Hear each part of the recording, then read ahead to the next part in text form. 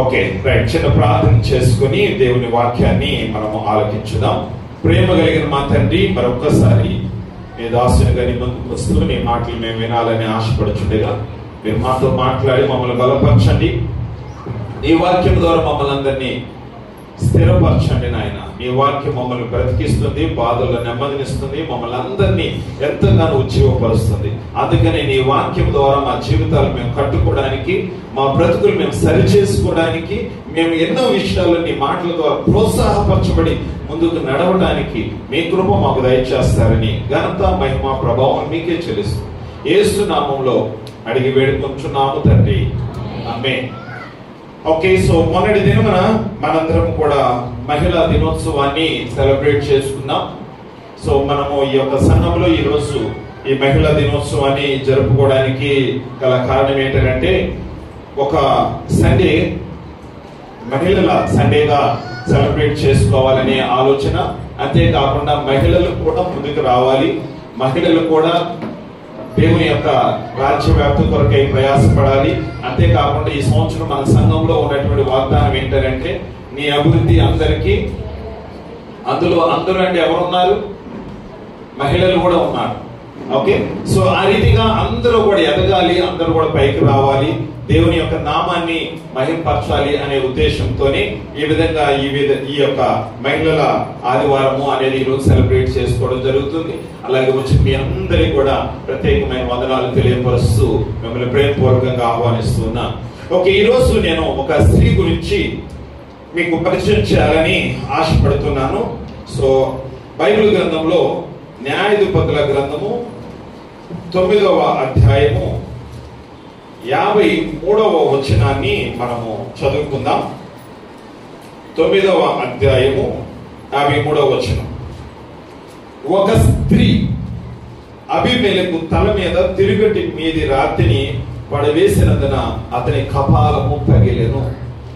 Okay, ఒక స్త్రీ అనే మాట ఇక్కడ ఉపయోగించబడుతుంది. వాస్తవానికి స్త్రీ గురించి మనందరం ఆలోచన చేస్తే, స్త్రీలు అందంగా ఉంటారు, స్త్రీలు ప్రేమ కలిగి ఉంటారు. ఓకే, అలాగే స్త్రీలు ఇతరులకు సహాయం చేయాలనే మనసు కలిగి ఉంటారు. స్త్రీలందరికీ కూడా ఒక రకమైనటువంటి హెల్పింగ్ నేచర్ ఇలా ఎప్పుడు వాళ్ళలో ఉంటూ ఉంటుంది.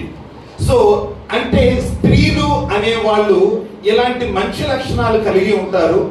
కానీ కొన్ని సార్లు వాళ్ళలో ఉన్నటువంటి ఒక చిన్న సమస్య ఏంటంటే, అది నేను చేయలేను, అది నా వల్ల కాదు, అంటే నేను ధైర్యంగా నేను ముందుకు వెళ్ళలేను, నా వల్ల అది నేను చేయడం అనేది చాలా కష్టము అని ఆ విధంగా స్త్రీలు కొంతమంది భావిస్తూ ఉంటారు.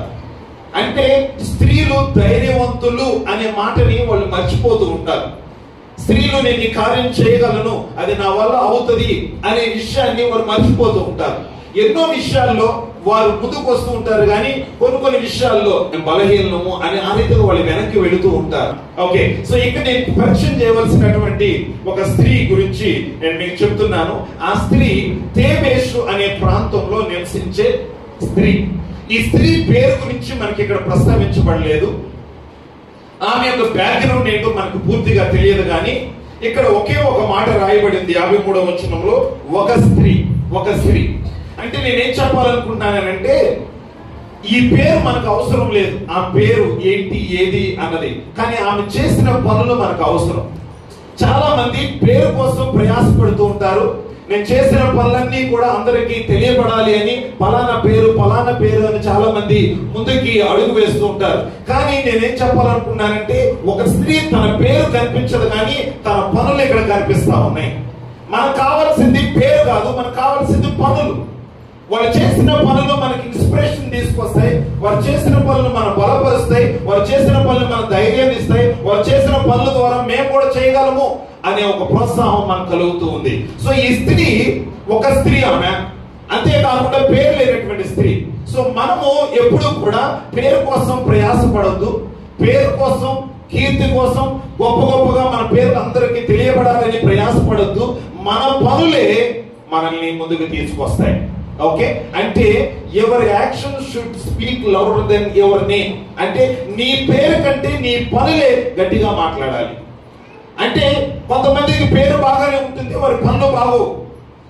కొంతమంది వారి మంచి పేరు పెట్టుకుంటారు, వారి జీవితం బాగోదు, వారి ప్రవర్తన బాగోదు, వారి యొక్క క్రియలు బాగోదు, వారి యొక్క జీవితంలో ఏ పని కూడా మంచిగా ఉండదు. కొంతమంది బైబిల్ పేర్లు కూడా పెట్టుకుంటారు, కానీ ఆ బైబిల్ పేరుకు అనుసారంగా వారి జీవితాలు ఉండవు. సో నేనేం చెప్పాలి, నువ్వు ఏ పేరు పెట్టుకున్నా పర్వాలేదు, కానీ నీవు చేసే పనులు చాలా గొప్పగా ఉండాలి, నీవు చేసే పనులు అందరికీ కనిపించేటట్లుగా ఉండాలి అని ఈ యొక్క లేఖన భాగంలోంచి విషయాన్ని మీకు తెలియపరచాలనుకున్నా. తేబేసు అనే పదానికి అర్థం ఏంటి అని అంటే, తేబేసు అనే పదం అంటే ఇక్కడ మనం ఈ యొక్క 9వ అధ్యాయంలో మనం చూసినట్లయితే 50వ వచనంలో ఒక మాట ఉంది.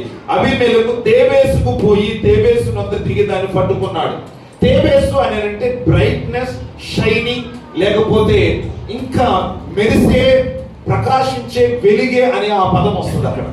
అంటే ఈ యొక్క తేబేసు అనే ఆ ప్రాంతంలో ఒక స్త్రీ నివసించుట, ఆమె ఆ పట్టణానికి వెలుగుగా మారిపోయింది, ఆ పట్టణానికి ప్రకాశమానంగా మారిపోయింది, ఆ పట్టణానికి ఒక దీవెనకరంగా ఆమె మారిపోయింది. అందుకని దేవుడు మనల్ని ఏమంటారంటే, మీరు లోకమునకు వెలుగై ఉన్నారు.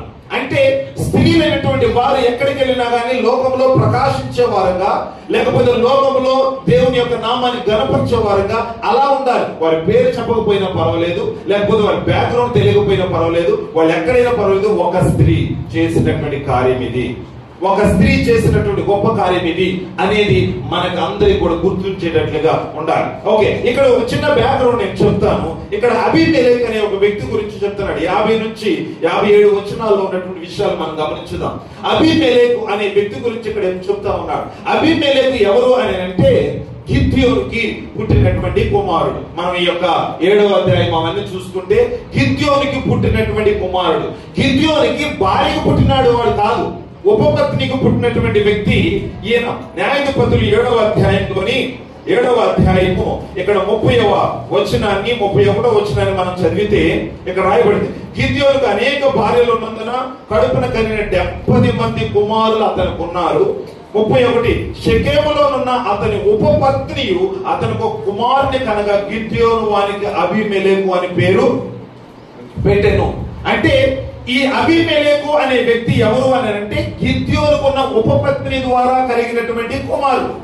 అబీమెలెకు తను చేసినటువంటి పని ఏంటంటే, అబీమెలెకు గిద్యోనుకు పుట్టినటువంటి 70 మంది కుమారుల్ని ఒక రాయి మీద వాళ్ళందరినీ చంపేశాడు. ఎందుకంటే గిద్యోను ఒక న్యాయాధిపతి, అలాగే గిద్యోను తర్వాత వాళ్ళ కుమారులు న్యాయాధిపతులుగా అవుతారు, ఈ యొక్క ఇశ్రాయేలు పరిపాలిస్తారు. కానీ ఈ ఉపపత్ని పుట్టినటువంటి అబీమెలెకు చేసింది ఏంటంటే, వాళ్ళు కాదు పరిపాలించాల్సింది, నేను పరిపాలించాలి, నేను వీళ్ళందరినీ కూడా రాజ్యం ఏలాలి అని ఏం చేశాడనంటే, షెకెములో ఉన్నవారు, షెకెము ఎవరు అని అంటే వీళ్ళ అమ్మ వాళ్ళ పుట్టిల్లు, వాళ్ళ అమ్మ వాళ్ళ పుట్టింటికి వెళ్ళి షెకెములో ఉన్న వారందరినీ పిలిచి, రండి, నేను పరిపాలించడం మీకు కావాలా, ఆ 70 మంది పరిపాలించడం మీకు కావాలా, ఎవరి పరిపాలన మీకు కావాలి అని అంటే, అరే మన ఆడపడుచు వాళ్ళ అబ్బాయి కదా, మన ఇంటి వాళ్ళ అబ్బాయి కదా, వీడికి సపోర్ట్ చేద్దామని షెకెములో ఉన్న వాళ్ళందరూ కూడా ఈయనకు సపోర్ట్ చేశారు. ఇలా సపోర్ట్ చేయటం బట్టి బయట ఉన్న అల్లరి మూకల్ని తీసుకొని ఆ యొక్క గిద్యోను యొక్క 70 మందిని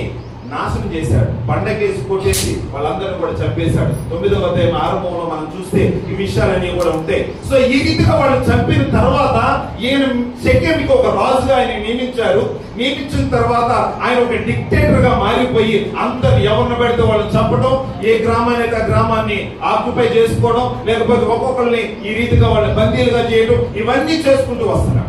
చివరికి ఒక పరిస్థితి ఏం జరిగింది అని అంటే, ఎవరైతే గిద్యోను యొక్క కుమారులను చంపడానికి సహకరించారో ఈ షెకెము వారిని అందరినీ కూడా ఆ ఊరిని తగలబెట్టి నాశనం చేసేసారు. అంటే ఈయనకి ఏమీ లేదు, మనుషులు చంపాలి, రాజ్య దాహం, అది అధికార దాహం, నేను అందరినీ కూడా నా చేతుల కింద పెట్టుకోవాలి, నేను గొప్పవాణ్ణి కావాలి అని ఈ అధికార దాహంతో ఉన్నటువంటి వ్యక్తి. సో షెకెములో ఉన్నటువంటి వారందరినీ కూడా దగ్గర 1000 మందిని ఆయన అగ్నితో కాల్చి చంపేశాడు. ఇక్కడ మనం చూద్దాం 9వ అధ్యాయంలోని ఇక్కడ 49వ వచనంలో చూస్తే, 9వ అధ్యాయం 49లో, అప్పుడు ఆ జనులందరిలో ప్రతి వాడును ఒక్కొక్క కొమ్మను నరికి అబీమెలెకును వెంబడించి ఆ కోట దగ్గర వాటిని పెట్టి వాటి వలన ఆ కోటను అగ్ని చేత కాల్చి, అప్పుడు షెకెము గోపుర యజమానులు అనగా స్త్రీ పురుషులు ఇంచుమించు 1000 మంది చచ్చిపోయారు. ఇక్కడ 70 మంది ఏమో సొంత అన్నల్ని తమ్ముల్ని చంపేశాడు. అలాగే ఇక్కడికి వచ్చిన తర్వాత ఎవరైతే వాళ్ళని చంపడానికి సహకరించాడో ఈ షెకెము వాసులందరినీ కూడా దాన్ని తగలబెట్టి నాశనం చేశాడు. ఇప్పుడు అలాంటి పరిస్థితుల్లో ఒక్కొక్కరు చంపుకుంటూ దేశంలో ఒక చీడపురుగుగా, దేశంలో అందరికి తలనొప్పిగా, అందరూ ఒక శాపంగా, అందరికి ఒక బాధకరంగా, అందరికి భయాన్ని కలిగించే ఒక వ్యక్తిగా ఉన్నటువంటి వ్యక్తి ఇప్పుడు తేబేసులోకి అడుగు పెట్టాడు. తేబేస్ అనే గ్రామంలోకి వచ్చాడు, తేబేస్ అనే ఊర్లోకి వచ్చాడు. ఎందుకంటే ఈ ఊరిని కూడా పట్టుకోవాలి, ఈ ఊరిని కూడా నాశనం చేయాలి, ఈ ఊరిని కూడా కాల్చి వేసేయాలి అనే ఆలోచనతో వచ్చాడు. ఇక్కడ చూద్దాం 51వ వచనం. ఓకే, 50 నుంచి తర్వాత అబీమెలెకు తేబేసునకు పోయి తేబేసునకు దిగి దాన్ని పట్టుకొనెను. ఆ పట్టణము నడుము ఒక బలమైన గోపురం ఉండగా స్త్రీ పురుషులను ఆ పట్టణ యజమానులను అక్కడికి పారిపోయి తలుపులు వేసుకొని గోపుర శిఖరం మీదకి ఎక్కారు. ఇక్కడ చూసారా, వీళ్ళందరూ కూడా భయపడుతున్నారు. ప్రతి ఊరిలో ఒక గోపురం పెట్టారు. అంటే ఆ గోపురం మీదకి వాళ్ళు ఎక్కుతూ ఈ విధంగా వీళ్ళు ఉండటం చూశారు. సో ఇప్పుడు ఈ యొక్క తేబేసులోనికి అబీమెలెకు వచ్చినప్పుడు ఆ ఊర్లో ఉన్న వాళ్ళందరూ, మొన్నే కదా షెకెంలో వాళ్ళందరినీ కూడా చంపేశాడు, కాల్ చేశాడు, మన ప్రాణాలతో మనం బయటపడాలి అని అంటే ఇప్పుడు మనందరూ కూడా ఈ గోపురం ఎక్కుదాం పదండి అని వీళ్ళందరూ కూడా గోపురం ఎక్కడానికి సిద్ధపడ్డారు. ఓకే, నేను ఇక్కడ ఈ స్త్రీ గురించినటువంటి 3 విషయాలు నేను మీకు తెలియపరుస్తాను. మనం శ్రద్ధగా ఆలోచించుదాం.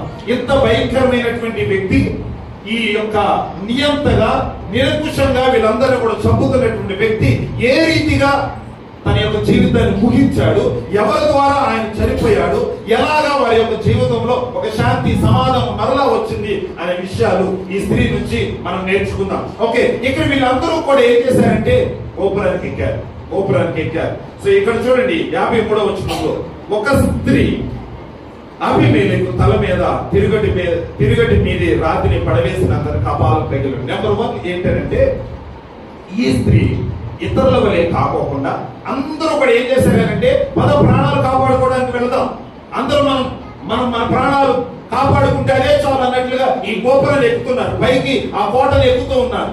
అలా ఎక్కుతున్నప్పుడు ఆ ఊరందరూ యజమానులు కూడా ఎక్కుతున్నప్పుడు ఏమలో ఉన్నటువంటి ప్రత్యేకత ఏంటో తెలుసా? ఆమె తిరుగుడు రాయి తీసుకొని ఎక్కింది. ఏం తీసుకొని ఎక్కింది? తిరుగుడు రాయి. ఒక బరువు. తిరుగుడు రాయి అనేది చిన్నది కాదు. ఆ బరువుతో ఎత్తు ఎక్కడం మొదలుపెట్టింది. నెంబర్ 1 నేనేం చెప్పాలనుకుంటున్నాను అని అంటే, ఈ స్త్రీ జ్ఞానము కలిగినటువంటి స్త్రీ. ఏ స్త్రీ? ఈ స్త్రీ జ్ఞానము కలిగిన స్త్రీ. అందరూ కూడా ప్రాణాలు కాపాడుకోవడానికి పదమని వెళ్దాము అని. కానీ ఇక్కడ యజమానులు సైతం, ఆ ఊర్లో ఉన్న పెద్దలు సైతం, ఆ ఊర్లో ఉన్న గొప్పవారు సైతం భయపడి మా ప్రాణాలు కాపాడుకుందాం అది కాదు. ఈ సమస్యకు ముగింపు ఎలా తీసుకురావాలి? ఈయన ఎంతమందిని చంపుకుంటూ వస్తూ ఉంటాడు, ఎన్ని గ్రామాలు నాశనం చేసుకుంటూ వస్తూ ఉంటాడు, ఎంతమంది జీవితాలను అర్థం చేసుకుంటూ వస్తాడు, ఎంతమందికి తలనొప్పిగా ఉంటాడు, ఏం చేయాలి అని ఆలోచన చేస్తే ఆమె ఏం చేస్తుంది అని అంటే, తిరుగుడు రాయిని ఆమె వెనకాలు కట్టుకుందో చేతిలో పట్టుకుందో ఎలాగో తీసుకుందో తెలియదు, తిరుగుడు రాయితో పైకెక్కింది. సో నెంబర్ 1 నేనేం చెప్పాలనుకున్నానంటే, సమస్య వచ్చినప్పుడు వీళ్ళు ఎక్కడికి వెళ్ళారంటే ఆ టవర్కి వెళ్ళారు, లేకపోతే ఆ గోపురానికి వెళ్ళారు. సో ఇక్కడ మనం అర్థం చేసుకోవాల్సింది, ప్రతి సమస్య ప్రతి ఒక్కరికి వస్తుంది. అందరూ కూడా సమస్యల్లో, కష్టాల్లో, ఇబ్బందుల్లో మనం ఉంటాం. సమస్యలు వచ్చినప్పుడు మనం ఎక్కడికి వెళ్ళాలని తెలుసా? టవర్కి వెళ్ళాలి. అంటే బైబిల్ ఒక మాట చెప్పబడి ఉంది. ఏమిటి అని అంటే, నీతిమంతులు దేవుని ఆశ్రయంగా చేసుకుని ఆయన యొక్క కోటను ప్రవేశిస్తారు అని. అంటే దాని అర్థం ఏంటంటే, మనకు కష్టము ఇబ్బంది ఏదైనా వచ్చింది అనుకోండి, మనం కాపాడే స్థలాన్ని మనం చూసుకుంటాం. అలాగే ఈ స్త్రీ వీళ్ళందరూ ఏం చేశారంటే ఒక టవర్. అది ఏ టవర్ అని అంటే, ఆశ్రయమైనటువంటి ఒక కోటది, వాళ్ళ ప్రాణాన్ని కాపాడే కోట అది. సో ఈ స్త్రీ ఏం చేసిందనంటే, తన ప్రాణాన్ని కాపాడటం కాదు, శత్రువుగా ఉన్న యొక్క ప్రాణం తీయడానికి సిద్ధపడినటువంటి వ్యక్తి. ఇక్కడ చూడండి, ఎవరికి ధైర్యం లేదు, ఎవరికి ఆలోచన లేదు. ఇక్కడేమో షెకెములో యజమానులు సైతం స్త్రీలు పురుషులు 1000 మంది చనిపోయారు. కానీ ఈ తేబేసులో అందరూ కూడా పైకెక్కుతున్నప్పుడు ఏం ఆలోచన చేసింది? నేను అలా ఎక్కడం కాదు, నేను ఒక తిరుగుడు రాయితో ఎక్కుతాను. నేను అక్కడికి వెళ్ళాలంటే ఒక ఉద్దేశంతో వెళ్తాను, ఒక జ్ఞానంగా నేను ప్రవర్తిస్తాను, దేశానికి, పట్టణానికి, ప్రాంతానికి ఒక విడుదల కలిగేటట్లుగా నేను ఆలోచన చేస్తాను అని ఆమె ఆలోచన చేసింది. ప్రియమైనటువంటి స్త్రీలారా, నేనేం చెప్పాలనుకున్నానంటే, కొన్నిసార్లు పురుషులు లేనటువంటి జ్ఞానం మీకుంటుంది, పురుషులకు కలిగిన ఆలోచనలు మీకు కలుగుతూ ఉంటాయి. గొప్ప గొప్ప వారికి రానటువంటి ఆలోచనలు దేవుడు మీకు ఇస్తూ ఉంటాడు, గొప్ప గొప్ప జ్ఞానంగా దేవుడు మిమ్మల్ని ఉంచుతూ ఉంటాడు. అందుకని 2 విషయాలు బైబిల్లో మనం గమనిస్తాము. ఏంటంటే, యెహోవా ఇల్లు కట్టించిన ఎడల దాని కట్టువారి ప్రయాస. అంటే మొట్టమొదటి ఇల్లు కట్టేది ఎవరంట? యెహోవా. తర్వాత ఇల్లు కట్టేది ఎవరో తెలుసా? జ్ఞానవంతురాలు తన ఇల్లును కట్టుకుంటుంది. అంటే దేవుడు ఒక ఇల్లును కట్టితే అది ఫిజికల్ బిల్డింగ్ అనుకుంటే, ఒకవేళ ఈ ఇంటి లోపల కుటుంబానంతటిని కట్టుకోవాల్సింది జ్ఞానం కలిగిన స్త్రీ. అంటే జ్ఞానముతో మనం మన యొక్క కుటుంబాలు మనం కట్టుకోవాలి, మన కుటుంబాలు మనం కాపాడుకోవాలి, జ్ఞానము కలిగి మన భర్తను కాపాడుకోవాలి, మన పిల్లలను కాపాడుకోవాలి. మనకున్నటువంటి సమస్యలు ఎన్నో చుట్టుముట్టుంటాయి. మన పిల్లలు ఎక్కడికి వెళ్తున్నారు, వారి జ్ఞానంతో మనం కాపాడుకోవాలి. కోడి తన పిల్లల రెక్కల కింద ఎలా కాపాడుతుందో అలాగా మీ యొక్క ప్రార్థన ద్వారా మీ కుటుంబాలు మీరు కాపాడుకోవాలి. ఏదైనా సమస్య వచ్చిందా, ఈ go to the strong tower. Okay, వీళ్ళకి సమస్య వచ్చినప్పుడు ఎక్కడికి వెళ్తున్నారు? ఆ గోపురం మీదకి వెళ్తున్నారు. అది ఒక ప్రార్థనా గోపురం, అది వాళ్ళని కాపాడే గోపురం, వారి సమస్య నుంచి విడిపించాలనే ఆలోచనతో వెళ్లే గోపురం. స్త్రీ అయినటువంటి మీరు కూడా ప్రతి విషయంలో మీకు ఏ విధమైనటువంటి కష్టం వచ్చినా, ఇబ్బంది వచ్చినా, అభిమేలిక లాంటి సమస్యలు వచ్చినా మీరు వెళ్ళవలసింది ఎలాగో తెలుసా? దేవుని యొక్క గోపురానికి వెళ్ళాలి. ఎలా వెళ్ళాలో తెలుసా? ఆ సమస్యకి పరిష్కారం కోసం వెళ్ళాలి, సమస్య నుంచి బయటకు రావడం కోసం వెళ్ళాలి. మీ కుటుంబం ఏ సమస్యలో చిక్కుకున్నదో, ఏ ఇబ్బందుల్లో చిక్కుకున్నదో, మీ భర్త ఎలాంటి తాగుబోతాడు అయి ఉండొచ్చు, మీ పిల్లలు మీ మాట వినకపోయి ఉండొచ్చేమో, మీకు ఆర్థిక సమస్యలు, మీకు అనేకమైన అనారోగ్య సమస్యలు, కష్టాలన్నీ ఉండొచ్చేమో. మన ఇంట్లో కూడా ఒక టవర్ ఉంది. మన ఇంట్లో ఒక టవర్ ఉంది. యేసుక్రీస్తు చెప్పాడు ఏంటంటే, నువ్వు ప్రార్థన చేయడానికి అనుకున్నప్పుడు మీ ఇంటిలోనికి వెళ్ళి, మీ గదిలోనికి వెళ్ళి తలుపు వేసుకొని రహస్యమున్న దేవునికి నువ్వు ప్రార్థన చేయి. That is the strong tower. అదే బైబిల్ ఒక మాట చూద్దాం, చూడండి. ఆ టవర్ ఏంటి అని అంటే, బైబిల్ గ్రంథంలో సామెతలు 18:10 యెహోవా నామము బలమైన దుర్గము, నీతిమంతుడు అందులోనికి పరిగెత్తి సురక్షితముగా ఉండను. హల్లెలూయా. చూసారా? యెహోవా నామము బలమైనటువంటి దుర్గము, నీతిమంతుడు అందులోకి పరిగెత్తి ఎలా ఉంటాడంట? ఆ బలమైన దుర్గం ఏంటో తెలుసా? మన ఇంట్లో ఉన్నటువంటి ప్రార్థనా గదే. ఆ బలమైన దుర్గం ఏంటో తెలుసా? మనం మోకరించి దేవుని సన్నిధిలో ప్రార్థన చేయడం ద్వారా. ఈ స్త్రీ ఏం చేస్తుందో తెలుసా? తను ఒక తిరుగుడు రాయితో దేవుని దగ్గరికి వెళ్ళింది. ఇక్కడ చెప్పాలనుకుంటే ఏంటంటే, అందరూ ఆ యొక్క గోపురాన్ని ఎక్కారు, కానీ ఏమో భారముతో ఎక్కింది. ఎలా ఎక్కిందేమో? అందరూ తేలిగ్గా ఎక్కారు, కానీ ఈ స్త్రీ ఎలా ఎక్కింది? బరువుతో ఎక్కింది, భారంతో ఎక్కింది. అంటే ఆ ఊర్లో ఎవరికి లేనటువంటి భారం, దేవేశంలో ఎవరికి లేనటువంటి ఆ యొక్క బరువు ఒక్కదే మోసుకుంటూ వెళ్ళేది. నేనేం చెప్పాలనుకుంటున్నానంటే, ప్రియమైన దేవుని బిడ్డలారా, కుటుంబంలో భర్త కొన్నిసార్లు భారం ఉండకపోవచ్చు, పిల్లలకు భారం ఉండకపోవచ్చు, సమస్యలు కష్టాలు వచ్చినప్పుడు, ఆర్థిక ఇబ్బందులు వచ్చినప్పుడు, అనారోగ్య పరిస్థితులు వచ్చినప్పుడు తల్లిగా నువ్వు భారంతో ప్రార్థన చేయాలి. భారంతో ప్రార్థన చేయాలి. భారంతో ప్రార్థన చేసినప్పుడు దేవుడు తప్పకుండా విడుదల కలుగజేస్తాడు. సో ఈమె ఒక జ్ఞానవంతురాలైనటువంటి స్త్రీగా, ఒక ప్రార్థన, ఒక పరురాలుగా ఆ ప్రార్థన గోపురానికి వెళుతుంది. ఎలా వెళుతుంది అని అంటే, ఏం తీసుకుని వెళ్తుంది? తిరుగట్టు రాయి. అంటే ఊరు వాళ్ళందరూ తేలిగ్గా వెళ్తున్నారు, ప్రాణాలు కాపాడుకుంటే చాలని. కానీ ఏమో ఒక భారంతో, బరువుతో వెళ్తుంది. నా పట్టణాన్ని నేను కాపాడుకోవాలి. వాళ్ళు ప్రాణాన్ని కాపాడుకోవాలనుకుంటున్నారు, కానీ నేనేం కాపాడాలి? నా పట్టణాన్ని కాపాడాలి. అందుకే నేనేం చెప్పాలనుకుంటున్నానంటే, స్త్రీలు భారము కలిగి ప్రార్థన చేయాలి, కన్నీటితో ప్రార్థన చేయాలి, రేయి మొదటి జామున లేచి ప్రార్థన చేయాలి, నీ పిల్లల కోసం ప్రార్థన చేయాలి, నీ భర్త కోసం ప్రార్థన చేయాలి. దేవుని సన్నిధిలో కన్నీరు కాల్చులో ప్రార్థన చేస్తే ఆ భారానంతటిని దేవుని ముందు పెడితే నీ కుటుంబాన్ని ఏ శత్రులు, ఏ అభిమేలు రాకుండా దేవుడు కాపాడతాడు. ఏ తెగులు నీ గుడారాన్ని సమీపించదు, ఏ విధమైనటువంటి శోధన నీ కుటుంబంలోకి రాదు. ఎందుకనంటే నీ చుట్టూ కూడా దేవుడు తన కంచె వేసి ఉంచాడు, అగ్నిని కంచె వేసి ఉంచాడు. నీ భర్త బయటకు వెళ్తున్నప్పుడు నువ్వు నీ యొక్క సన్నిధిలో, దేవుని సన్నిధిలో ప్రార్థన చేసి, అది ఆయనకు ఒక టవర్ గా ఉంటుంది. ఎక్కడికి వెళ్ళినా కానీ దేవుని యొక్క కాపుదల ఆయనకు దుర్గం. నీతిమంతులు దానిలోకి వెళ్ళి ఎలా ఉంటారంట? సురక్షితంగా ఉంటారంట, క్షేమంగా ఉంటారంట. ఇంట్లోంచి బయటకు వెళ్ళిన వ్యక్తి మరలా వస్తాడని గ్యారంటీ లేనటువంటి ఈ రోజుల్లో ఒక ఇంటిలో ఒక దుర్గముగా, ఒక భారముతో మనం అలాంటి ప్రార్థన చేసినప్పుడు దేవుడు కార్యం చేస్తాడు. చాలా మంది ప్రార్థన చేస్తారు, కానీ భారంతో ప్రార్థన చేయాలి. భారం రాదు, కన్నీరు రావు, ఇబ్బందికరమైనటువంటి పరిస్థితి అలా ఉండదు. అంటే వాళ్ళ బాధ నీ బాధను అర్థం చేసుకో, లేదో చేయమన్నారు కాబట్టి చేశాను, అయిపోయింది. అలా కాదు ప్రియమైన దేవుని బిడ్డలారా, మీకు దేవుడు ఇచ్చినటువంటి ఒక బలమైనటువంటి వరం ఏంటో తెలుసా? వరం ఏంటో తెలుసా? మీరు ప్రేమ కలిగినటువంటి వారు. పురుషుల్లో ఎక్కువ ప్రేమ, స్త్రీలలో ఎక్కువ ప్రేమ ఉంటుందా కదా? స్త్రీలలోనే ఉంటుంది కదా.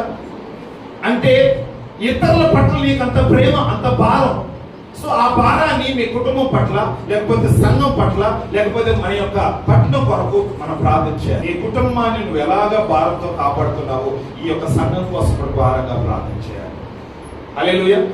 ఈ యొక్క దేవేసి స్త్రీ చేసింది అదే, అందరిలా కాదు. నేను ఒక భారంతో ప్రార్థన చేయాలి. మనలో ఎంతమంది ఉన్నాం ఒకసారి ఆలోచించేయండి. Which was the last day that you bitterly cried for the church or for the family? నీ జీవితంలో ఆఖరిగా ఏ రోజు నువ్వు కన్నీళ్లు కార్చి సంఘం కోసం ప్రార్థన చేశావు, నీ కుటుంబం కోసం ప్రార్థన చేశావు? లేకపోతే రొటీన్ గా చేస్తున్నటువంటి ప్రార్థనలు మనం ప్రార్థన చేస్తున్నామా? ఉదయం లేచాం, ప్రభా థ్యాంక్ యూ అని చెప్పేసి ఆ రొటీన్ గా, అంటే ఒక అలవాటుగా రోజు చేస్తున్నట్లుగా వెళ్ళిపోతుందా? లేకపోతే భారంతో చేస్తున్నామా? మనం ప్రార్థన చేస్తున్నప్పుడు మన కన్నీటితో ప్రార్థన చేస్తున్నామా? మనం ప్రార్థన చేస్తున్నప్పుడు మన హృదయాన్ని దేవుని సన్నిధిలో కుమ్మరించి ప్రార్థన చేస్తున్నామా? ఒకసారి ఆలోచన చేయండి. ఈ స్త్రీ జ్ఞానం కలిగిన స్త్రీ.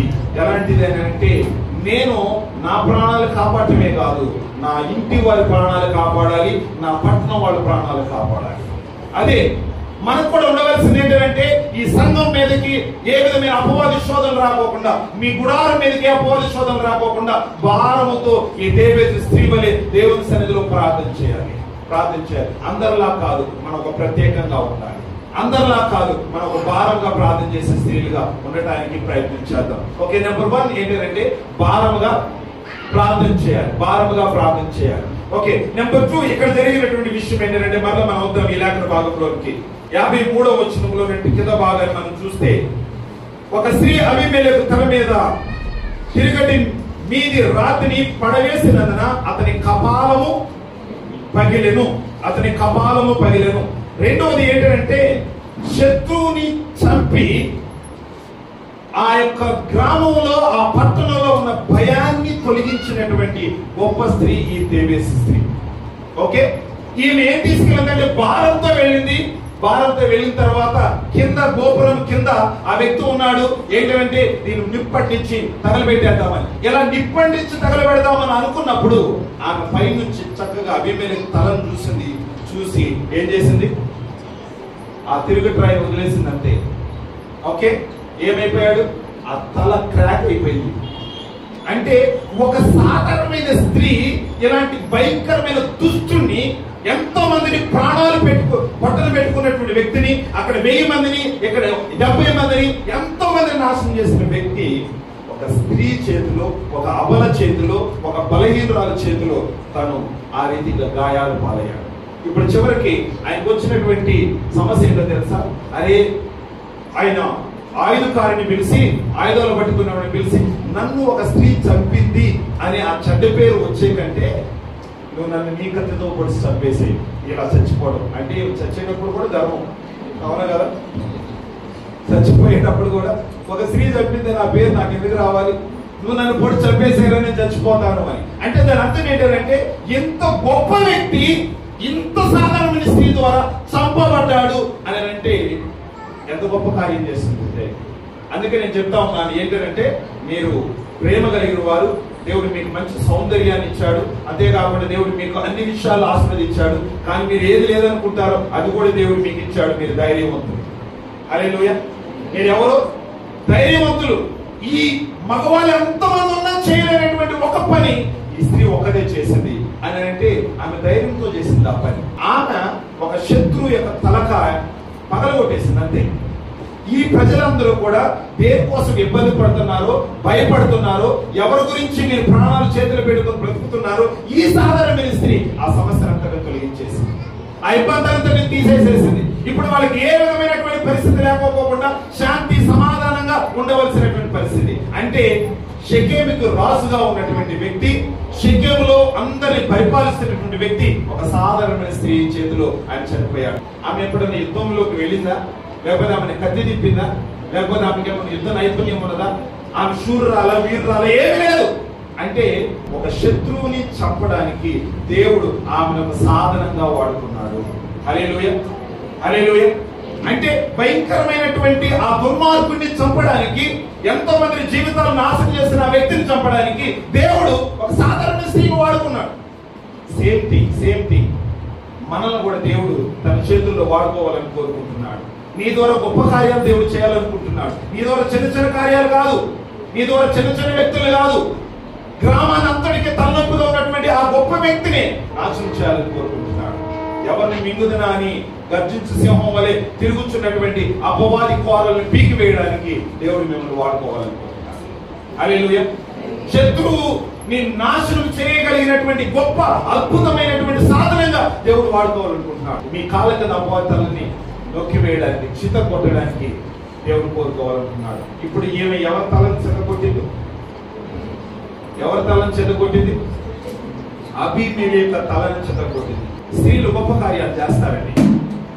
కొన్నిసార్లు స్త్రీలు ఎంత ధైర్యంగా ఉంటారండి, పురుషులు కూడా అంత ధైర్యం ఉండదు. కొన్నిసార్లు పురుషులు డిస్కరేజ్ అయిపోతారు. నేను చెప్పాను కదా, వాళ్ళు మట్టితో చేయబడిన వాళ్ళు కరిగిపోతారు త్వరగా. కొన్ని పరిస్థితుల్లో వాళ్ళ వల్ల కాదు, కానీ భార్య వచ్చి భుజం మీద చేయవేసి రెండు వల్ల నేను ఉన్నాను కదా, ప్రార్థన చేద్దాం, దేవుడు గొప్ప కార్యాలు చేస్తాడు. అంతేకాకుండా బైబిల్ ఒక మాట రాయబడి ఉంది, నిన్ను బట్టి అంట దేవుని ఎరగని నీ భక్తులను కూడా దేవుళ్ళు నడిపించవచ్చు. చూసారా ఎంత స్ట్రాంగ్ గా ఉన్నారు వీళ్ళు వైఫ్. భార్య ఎంత స్ట్రాంగ్ గా ఉన్నారంటే, భర్తలు తాగుబోతో తిరిగిపోతూ దేవుని సన్నిధికి రానటువంటి ఆ వ్యక్తుల్ని ఏం చేస్తాడంటే, నీ ప్రవర్తన చూసి, నీ ప్రార్థన చూసి, ఆత్మీయ బలాన్ని చూసి దేవుడు నేను వాడుకునే ద్వారా నీ కుటుంబం అంతా దేవుళ్ళు కనిపించబడు. ఎందుకంటే నీ భర్త మీద, నీ కుటుంబం మీద అపవాది కోరలన్నింటినీ దేవుడు నీ ద్వారా పీకేస్తాడు.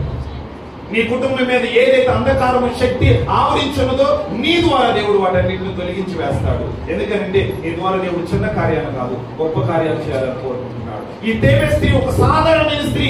యుద్ధం తెలియదు, లేకపోతే శత్రువులు చంపడం తెలియదు, ఏమీ తెలియదు, కానీ దేవుడు తను ఒక సాధనంగా వాడుకున్నాడు. హల్లెలూయా. సో రెండోది నేను చెప్పాలనుకున్నానంటే, ఒక సాధారణమైన స్త్రీ శత్రువు యొక్క తలగా పగలగొట్టేసి ఆ గ్రామంలో ఉన్నటువంటి అశాంతిని, ఆ గ్రామంలో ఉన్నటువంటి భయాన్ని అంతటిని తొలగించడానికి కారణమైంది. ద సేమ్ వే మన కుటుంబంలో ఏ శోధన ఉన్నా, మన సంఘంలో ఏ సమస్య ఉన్నా, ఏ శత్రువు మనలో ఏ విధమైనటువంటి పరిస్థితులు ఉన్నా, వాళ్ళందరినీ మీ ప్రార్థన ద్వారా దేవుడు కార్యం చేస్తారు. హల్లెలూయా. ప్రార్థన కూడా ఎక్కువ చేసేది ఎవరు? ఆడవాళ్ళ మగవాళ్ళ? ఆడవాళ్ళే కదా. ఇప్పుడు చెప్పండి, ధైర్యవంతులు ఎవరు? ధైర్యవంతులు ఎవరు? ఎవరు ప్రార్థన చేస్తారో వాళ్ళే ధైర్యవంతులు. హల్లెలూయా. ఎవరు దేవుని సన్నిధిలో మొరపెడతారో వాళ్ళే ధైర్యవంతులు. ఎవరు దేవునిలో వారి హృదయాన్ని కుమ్మరిస్తారో వాళ్ళే ధైర్యం. ఎందుకంటే ధైర్యం వాళ్ళ నుంచి రాదు. ఎవరి నుంచి వస్తుంది? ప్రార్థన బట్టి ధైర్యం వస్తుంది. ప్రార్థన చేశాం కదా, దేవుడి కార్యం చేస్తాడు, ఆ కార్యం చేస్తాడు. రైట్. సో నెంబర్ 2 ఏంటంటే, శత్రువుని చంపి శాంతిని, సమాధానాన్ని ఆ ఊర్లో స్థాపించినటువంటి వ్యక్తి. హల్లెలూయా. అందుకని ఒక్కసారి ఆలోచించేది, స్త్రీని బట్టి మనలో ఎవరైనా సమస్యలు క్రియేట్ చేస్తున్నామా? మన సంఘంలో గాని, మన ఇంట్లో గాని, లేకపోతే పొరుగింట్లో గాని, సమాజంలో గాని ఎవరి గురించి ఏదన్నా చెప్పి అనవసరమైనటువంటి పరిస్థితులకి మనం దారి తీస్తున్నామా? ఈ రోజు ఈ స్త్రీ నుంచి నేర్చుకోవాల్సింది ఏంటంటే, ఈ సాధారణమైన స్త్రీ సమస్యలు తీసివేసింది. మనం సమస్యలు తీసుకొస్తూ ఉంటే మనం నేర్చుకున్న, ప్రభువా ఈ రోజు తేబేసు స్త్రీ వలె నేను కూడా సమస్యలు లేకోకుండా ఇతరులకు సమాధానంగా ఉంటాను. సమాధాన పరచువారు ధన్యులు. తర్వాత వచ్చిన ఏంటంటే, సమాధాన పరచువారు ధన్యులు. ఇప్పుడు మీ పేరు పెట్టుకోండి, కుమార్తెలు అని పెట్టుకోండి, పర్వాలేదు, మేము పర్మిషన్ ఇచ్చేసి. సమాధాన పరచువారు ధన్యులు, వారు దేవుని కుమార్తెలు. అంటే నువ్వు దేవుని కుమార్తెవి అయితే కుటుంబాల్లో సమాధానానికి కారణంగా ఉంటారు, సంఘంలో సమాధానానికి కారణంగా ఉన్నాయి. ఒకరికొకరి మధ్యలో ఏదైనా సమస్య గొడవ అయితే నేను వెళ్ళి ఒక అయస్కాంతం లాగా వాళ్ళు కలిపేస్తా, ఫెవికల్ లాగా వాళ్ళిద్దరిని నేను ఒకటి చేస్తా, వాళ్ళిద్దరిని ఒక దొంగలాగా నేను కలిపేస్తా. భార్య భర్తలు ఒక్కొక్కసారి మాట్లాడలేదు అనుకో, అవకాశం కోసం ఎదురు చూసి సమాధానపరచాలి. నువ్వు అలా ఎంతమందిని సమాధానపరుస్తుంటావో దేవుడు నీకు తన్ని ఒక బలమైనటువంటి ఆశ్రయంగా ఉంచుతాడు. నువ్వు ఒక కుమార్తెగా నువ్వు దేవుడిని పొందుతావు. అలాంటి కార్యాలు మనం చేయాలి. ఈ స్త్రీ సమాధానం తీసుకొచ్చింది ఈ గ్రామంలో. ఓకే. నెంబర్ 3 లాస్ట్ ఒక మాట చెప్పి నేను ముగిస్తాను. ఓకే. న్యాయాధిపతుల గ్రంథము 9వ అధ్యాయము ఆఖరి వచనంలో చూద్దాం, అలాగే 10వ అధ్యాయం మొదటి వచనంలో చూద్దాం. ఓకే. 9:57, 10:1. షెకెము వారు చేసిన ద్రోహం అంతటిని దేవుడు వారి తలల మీదకి మరలా రాజేసెను. యెరుబ్బయలు కుమారుడైన యోతాము శాపం వారి మీదకి వచ్చెను. 10వ వచనం, 10వ అధ్యాయం మొదలు. అబీమెలెకును తర్వాత ఇస్సాకారు గోత్రీకుడైన దోదో మనవడును పువ్వా కుమారుడు తోలా న్యాయాధిపతిగా నియమింపబడెను. హల్లెలూయా. మూడవది ఏంటి అని అంటే, ఎవరి ద్వారా న్యాయాధిపతులు పరిపాలించే పాలన ఆగిపోయిందో ఇప్పుడు ఈమె ద్వారా మరలా న్యాయాధిపతులు పరిపాలించే పరిస్థితి వచ్చేసింది. హల్లెలూయా. యాక్చువల్లీ గిద్యోను తర్వాత న్యాయాధిపతి ఎవరు లేరు. 3 సంవత్సరాల వరకు నిరంకుశంగా నేనే రాజుని, నేనే నా మాట వినాలి అని ఈ యొక్క అబీమెలెకు ఇంతగా 3 సంవత్సరాలు బాధ కలగజేశాడు. అంటే ఈ వ్యక్తి తన కుటుంబం ద్వారా ఇంకా ముందుకి రాజుగా రాజుగా రాజుగా కావాలని ఈ ఆలోచన. సో ఇప్పుడు దేవుని చిత్తములో లేనిది, లేకపోతే దేవునికి వ్యతిరేకమైనది, దేవుడు మెచ్చుకోలేనటువంటి పని ఈ అబీమెలెకు చేస్తా ఉన్నాడు. న్యాయాధిపతులు అక్కడ ఆగిపోయారంటే. గిద్యోను తర్వాత ఇంకెవరు న్యాయాధిపతులుగా రాలేదు. ఈ అబీమెలెకు అనవసరంగా మధ్యలో జోక్యం కలిగించుకొని నేనే రాజుని, నన్నే మీరు రాజుగా చేయండి అని అనుకుంటున్నాడు. కానీ ఈ దేవే స్త్రీ చేసిన గొప్ప కార్యం ఏంటో తెలుసా? ఆయన అనుకున్నటువంటి ప్రణాళిక, ఆయన అనుకున్నటువంటి ఆలోచనలన్నింటినీ ఆమె కడముట్టించేసి మళ్ళా న్యాయాధిపతుల లైన్ కంటిన్యూ చేయించింది. హల్లెలూయా. ఈయన ఎక్కడైతే ఆటంకంగా ఉన్నాడో ఆ లైన్ లో మధ్యలో ఎక్కడికైతే వచ్చాడో, ఇక్కడ గిద్యోను తర్వాత తోల ఈ రీతిగా న్యాయాధిపతిగా కావడానికి ఇప్పుడు ఏమే కారణమైంది? లేకపోతే న్యాయాధిపతులు ఇంకో దారిలోకి వెళ్ళిపోయారేమో, ఇంకొక ట్రాక్ లోకి వెళ్ళిపోయేవారేమో. కానీ ఈ స్త్రీ చేసిన గొప్ప కార్యం ఏంటంటే న్యాయాధిపతుల పరిపాలనని మరలా పునరుద్ధరించింది. హల్లెలూయా. న్యాయాధిపతుల పరిపాలన మరలా ఆమె ముందుకు కొనసాగించింది. అందుకని ఇక్కడ చూస్తే మనకి ఏమర్థమవుతుంది అంటే ఆ శాపము వాళ్ళ మీదకి వచ్చేసిందంటే, అలాగే వీళ్ళందరూ కూడా శాపం నుంచి విముక్తి పొందారు. చివరికి ఇప్పుడు మరలా తోల న్యాయాధిపతిగా వచ్చాడు. తర్వాత మరలా మనం యొప్తా న్యాయాధిపతిగా చూస్తాం, తర్వాత సంసోను న్యాయాధిపతిగా చూస్తాం. ఈ న్యాయాధిపతుల పరిపాలన కొనసాగించబడటానికి కారణం ఏంటంటే ఈ దేవేసి స్త్రీని. హల్లెలూయా. సో నేను ఏం గురించి గొప్పగా ఏం చెప్పాలనుకుంటున్నానంటే, ఈమె ఇన్ని గొప్ప కార్యాలు చేసింది కదా. ఇన్ని గొప్ప కార్యాలు చేసినందుకు దేవుడు అనేక మందికి ఆమె జ్ఞాపకార్థకంగా ఉంచాడు. అంటే నేనేం చెప్పాలనుకున్నా అంటే, ఆమె పేరు ఎవరికి తెలియదు కానీ ఆమె చేసిన పనులు అందరికీ తెలుసు. ఎవరో ఈ విషయం గురించి మాట్లాడుతున్నాడంటే చూడండి, 2 సమూయేలు 11:21. యెరుబ్బెషెతు కుమారుడైన అబీమెలెకు ఏలాగు హతమాయను, ఒక స్త్రీ తిరుగటి రాతి తునక ఎత్తి గోడ మీద నుండి అతని మీద వేసినందున అతడు తేబేసు దగ్గర హతమాయను కదా. ఈ మాట ఎవరు అంటున్నారో తెలుసా? ఎవరు అంటున్నారు ఈ మాట? దావీదు మహారాజు అంటున్నారు.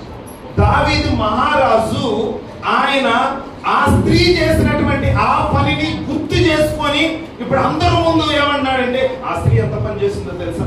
అబీమెలెకుని ఆమె చంపేసింది, అక్కడ న్యాయాధిపతుల పరిపాలన కొనసాగింపజేసింది, అంత గొప్ప కార్యం చేసిందని దావీదు తన నోటితో చెప్తున్నాడు. అంటే నేనేం చెప్పాలనుకున్నానంటే ప్రియమైన దేవుని బిడ్డలారా, ఆమె చేసిన పని తరతరాల వరకు అందరూ గుర్తుండేటట్లుగా ఉండిపోయింది. తర్వాత వచ్చిన రాజులు కూడా గుర్తించుకుంటున్నారు, ఆ దేవి స్త్రీ ఎంత గొప్ప కార్యం చేసింది, ఆ హతుడు కావడానికి ఏమో కారణమైంది కదా అని. సో నేనేం చెప్పాలనుకున్నానంటే, నీ పేరు ఎవరికి తెలియకపోయినా పర్వాలేదు, నీ పనులు తర్వాత అందరికి తెలియాలి. మనము ఈ లోకంలో ఒక బలమైన పని కోసం దేవుడు మనం ఇక్కడికి ఏర్పాటు చేసి తీసుకొచ్చాడు. ఒక ఉద్దేశంతో ఒక స్త్రీని దేవుడు తయారు చేశాడు. ఆ ఉద్దేశం నెరవేర్చడానికి దేవుడి చేతిలో మనం అప్పగించబడితే దేవుడు తప్పకుండా గొప్ప కార్యం చేస్తాడు. ఈమె చనిపోయి 2 సంవత్సరాలు అయినా కానీ దావీదు మరలా ఆ పేరు ఎందుకు తీసుకొచ్చాడో తెలుసా? ఆమె చేసిన కార్యం మరలా గుర్తు చేసుకుంటున్నాడు.